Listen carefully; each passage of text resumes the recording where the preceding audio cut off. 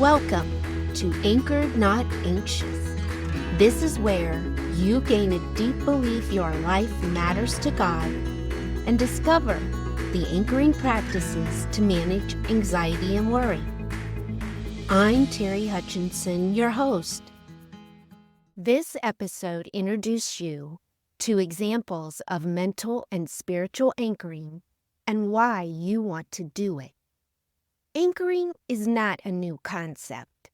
It's a different term to describe an old practice. Anchoring is a tool to promote calm and comfort. As a child, you were swaddled. Why? Because it reestablished calm. Swaddling is a comfort tool. Another comfort technique parents use is teaching a child to count between thunderclaps. This gives the child a sense of control to know the storm is receding. Have you ever used a bedtime prayer or a tucking in routine with your child? This type of anchor creates a positive transition from day activity to sleep.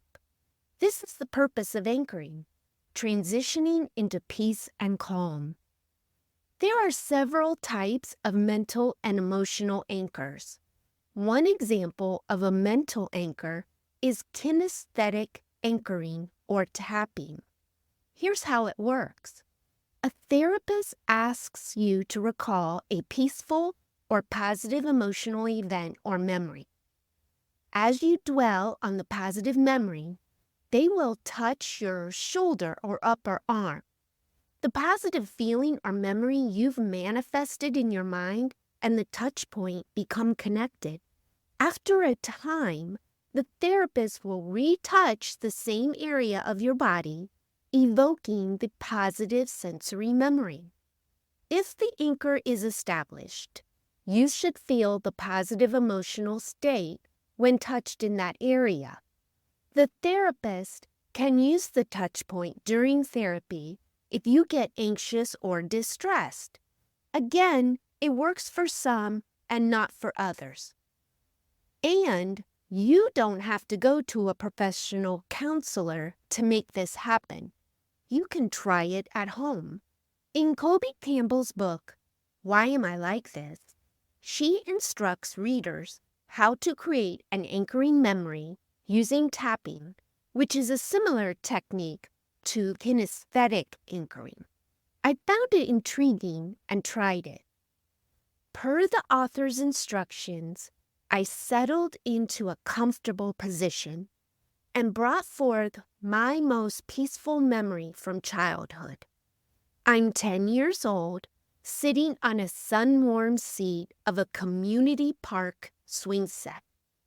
Enormous oak trees create shade from a super blue sky. With my hands wrapped around thick brown chains of the swing, I pump my legs to get airborne. Air rushes across my body, and bright light fills my eyes as I swing upward to the sun.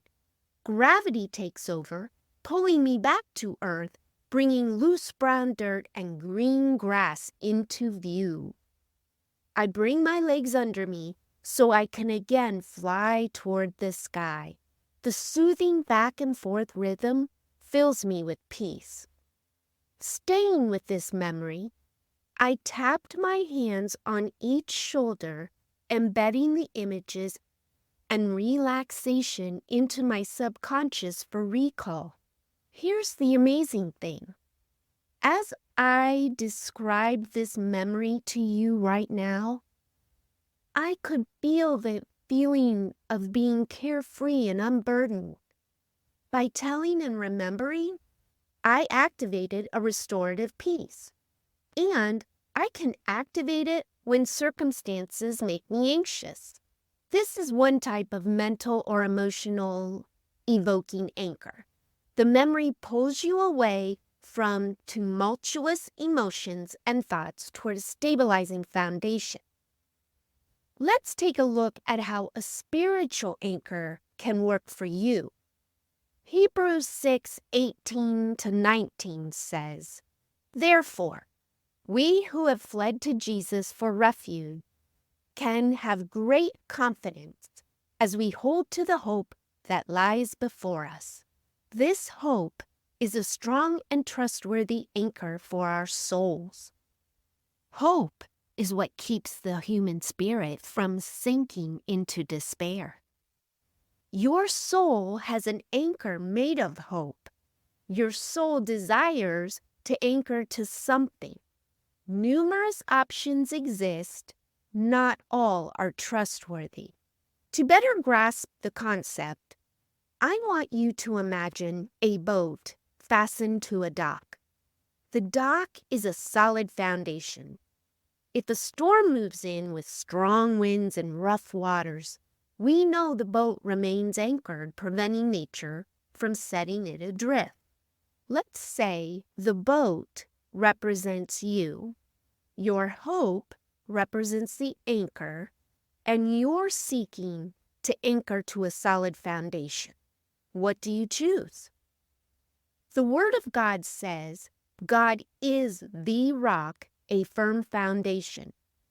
No better place to embed your anchor, right? This image of our souls anchored to God in hope can be powerful when we are in turmoil. This image works for some of us. For others, it does not. Some of you may be thinking you need something more practical, something restoring a belief God is for you and with you. You may be saying, how am I supposed to trust God when I feel He didn't show up when I needed Him? This is a question I asked as well because there was a time when God was not a trust source for me.